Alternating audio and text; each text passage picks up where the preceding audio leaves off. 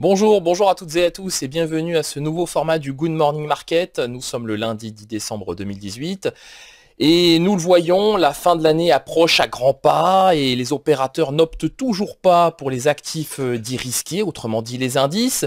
Le rallye de fin d'année se fait toujours attendre. Le DAX 30 évolue une nouvelle fois sur des plus bas de 2 ans et continue même d'ailleurs de creuser ses pertes. Après la publication des très mauvaises statistiques de l'économie japonaise et même chinoise ce week-end, nous avons eu en parallèle de cela l'avertissement des États-Unis qui se sont donnés jusqu'au 1er mars pour définir un accord commercial avec les Chinois. Évidemment, c'est une information qui a vocation à mettre la pression sur la Chine. Nous allons voir dans un instant l'impact de ces différentes informations sur les indices. Mais avant cela, consultons quand même le calendrier économique. Calendrier économique assez haut en couleur, je le disais, chiffre de l'économie japonaise très mauvais.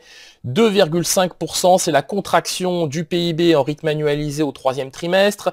La balance commerciale allemande, et elle ressortit quand même assez mitigée avec une contraction de la balance commerciale, mais des chiffres de l'importation et de l'exportation qui progressent un petit peu.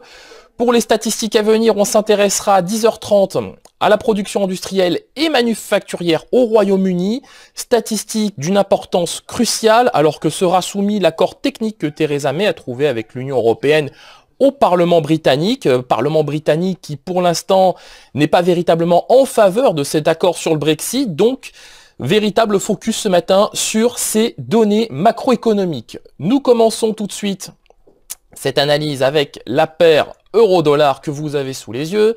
Paire euro-dollar qui a retrouvé des couleurs. Et quelles couleurs, puisqu'on a quand même retrouvé le niveau des 1,1440. Rappelons néanmoins cette semaine que le Conseil des gouverneurs de la Banque Centrale Européenne se réunira ce jeudi et publiera sa décision monétaire. Décision monétaire qui est évidemment très attendue puisque ce sera la dernière fois de l'année 2018 que ces derniers se réuniront. De notre point de vue, l'euro sur le plan technique est appelé à retrouver le niveau des 1,14$. On a assisté quand même à une belle dégradation du dollar face à l'euro. Donc pourquoi pas un retour quand même de quelques couleurs sur le niveau des 1,14$ pour 1 euro à court terme. Nous continuons avec le DAX 30 qui, lui, comme je le disais, évolue toujours sur les plus bas de 2 ans. L'actif continue de creuser ses pertes. 10 670, c'est le plus bas de ce matin. On essaie de se stabiliser sur ce niveau de prix. Il y a très peu de visibilité sur cet actif, sur cet indice. On peut très bien retrouver le niveau des 10 755 points en l'état, mais en cas de cassure du niveau des 10 670, ce sera le niveau des 10 600 points qui sera recherché par les opérateurs. Sur le gold, pareil, au même titre que la paire euro-dollar, on a retrouvé des couleurs, belle hausse de cet actif, donc c'est une hausse qui se comprend vu la situation sur les indices. 1250$ l'once au plus haut. Petit repli technique au moment où je vous parle sur le niveau des 1248. Alors c'est un repli technique qui, je pense, va se transformer en petite baisse, pourquoi pas sur le niveau des 1245$ l'once, surtout si les indices rebondissent. Par contre, dans le cas inverse, si les indices ne rebondissent pas, il se pourrait bien que le gold, que l'or retrouve le niveau des 1250, voire même 1255$ l'once. Nous poursuivons cette analyse avec le contrat WTI et WTI qui a retrouvé le niveau des 54,2$ le baril après l'annonce d'un accord entre les pays de l'OPEP et de ses alliés. Donc rapidement, accord trouvé sur accord qui consiste en une réduction de la production journalière de pétrole de 1,2 million de barils. 800 000 barils pour les pays de l'OPEP, 400 000 barils par jour pour les alliés. Accord qui, je le rappelle, a soutenu le contrat WTI. On a aussi pris connaissance ce week-end, c'était hier, de la fermeture du plus gros point de production de pétrole en Libye. C'est une donnée, une annonce qui n'a pas véritablement soutenu, ou plutôt qui ne soutient pas les cours du pétrole. Je m'attends néanmoins pour cette semaine à un retour sur le niveau des 54,2$ le baril sur le contrat WTI. Nous continuons avec l'indice S&P 500 qui, au même titre que le DAX 30, évolue en baisse.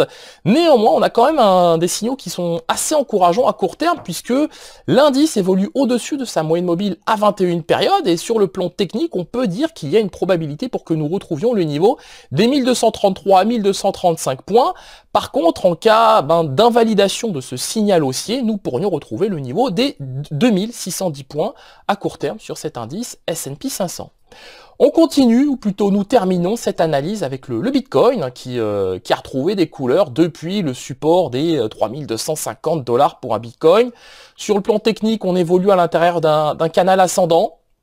Canal ascendant qui pour l'instant est assez fébrile puisque les prix sont capés par les moyennes mobiles à 21 périodes courbe blanche, 7 périodes courbe bleue. En cas d'invalidation de ce canal haussier, nous pourrions retrouver le niveau des 3328. Par contre, en cas de confirmation de celui-ci, nous pourrions retrouver le niveau des 3500 $ pour un Bitcoin à très court terme. Nous allons maintenant nous quitter sur cette note. Merci de nous avoir suivis, merci de votre attention.